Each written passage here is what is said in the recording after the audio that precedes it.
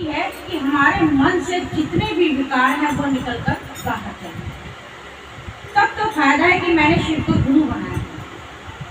और रही बात चर्चा की, जब हम चर्चा करते हैं महादेव शिव को, से कोई भी आपको आमंत्रित करता है, सर माथे पर आप उस समय जरूर पहुंचे। इसमें कोई भेदभाव नहीं है कि कौन गरीब है, कौन अमीर है, कौन नहाया है, कौन नहीं नहाया है, सबके सब एक समान है। हम भी एक हफ्ते से हमने सर नहीं धोया। सुनिए ध्यान से कि एक हफ्ते से सर नहीं धोया, लेकिन कहते हैं डॉक्टर भी शिव का रूप होता है। उसने बोला, हम अपने पति को लेकर के गए साथ में डॉक्टर के पास में, बोला कौन कहता है आपने सर नहीं धोया? मैं कहा डॉक्टर साहब सर नहीं धो पाएंगे, दिक्कत हो गई कान के चक्कर में। कह रहे ये आपकी अर्धांगिनी है, ये आपके आधार है, आप शिव हैं तो आप पार्वती हैं। कौन कहता है कि आप नहीं नहाए, नहीं आपने सर धोया? तो जैसे ही शिव और पार्वती हैं, ऐसे ही शिव और पार्वती हर पुरुष हर नारी में विद्यमान है। जब हमारे उल्टे पति के उल्टे हिस्से में दिल में हमारा वास होता है, तभी तो वो कमाने जाते हैं हमारे लिए, है ना। अगर हमारी जिम्मेवारी ना हो तो वो कमाने ना जाए। और हमारे हृदय में पति का वास है, इसलिए हम निस्वार्थ सेवा और कुछ भी हमारा लालच नहीं, हम अपने पति का घर संभालते हैं, बच्चे संभालते हैं। तो ऐसा ही स्वभाव, ऐसा ही स्वार्थ अपने महादेव शिव गुरु से जोड़ते हैं। बाबा मेरा इस दुनिया में कोई नहीं है, तुम हो। क्योंकि कितनी मेवा मिष्ठान रखी है, वो नहीं खाएंगे, इसको खाएंगे तो हम ही, बाबा तो नहीं खाएंगे। तो ऐसे ही मन में आपने विचार रखना, कोई भी चर्चा कराए, कैसी भी कराए, ये मेवा मिष्ठान इतना सामान इतना खर्चा करने की आपको कोई जरूरत नहीं। केवल आप मिश्री और मूंगफली से गुरु की चर्चा करा सकते हैं, और मेवा मिश्री की इतनी जरूरत नहीं है आपको। जितनी भी आपसे 5 रुपए की 10 रुपए की आपसे मिश्री बने, मूंगफली बने, आप गुरु की चर्चा कराएं। रही बात मशीन के किराए की, मैंने पहले भी आपको बताया था, ये मशीन घर में ठीक नहीं होती, ये मशीन बाहर होती है।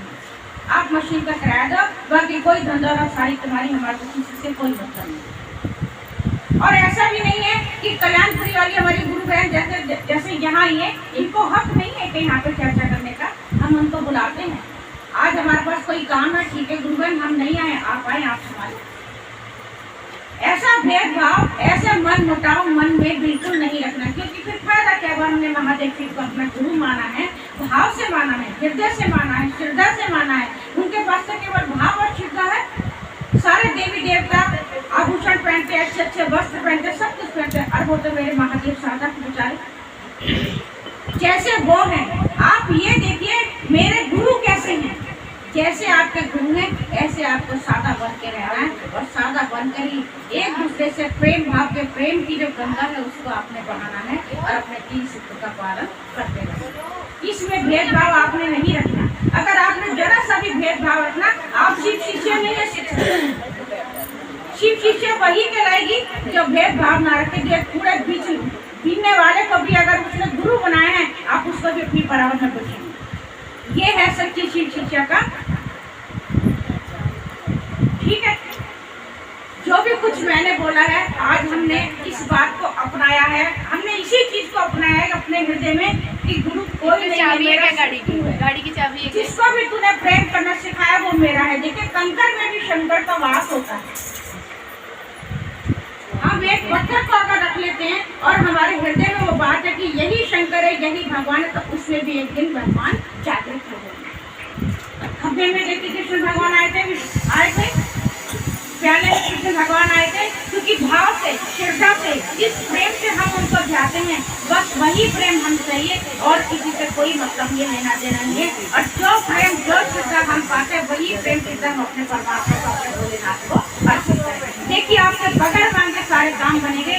3 सूत्र के माध्यम से जो हम जुड़े, दया मांगना, चर्चा करना, 3 सूत्र का पालन करना। दया हम अपने लिए मांगते हैं, लेकिन कभी दूसरों के लिए दया मांग के देखो, आपको कितनी खुशी होती है, कितनी आपको शांति मिलती है। दूसरा चर्चा करना, जो भी आपको अनुभव होता है, जो भी कुछ आपको मिलता है, वो आपने सब में बताया। मैंने महादेव शिव को अपना गुरु माना, और दिल से मैं अपने गुरु को चाहा, बाबा ने मेरी सारे मन की बरात पूरी कर दी। तो तुम भी मेरे महादेव शिव को अपना गुरु बनाओ, तुम्हारी भी मन की बरात पूरी हो।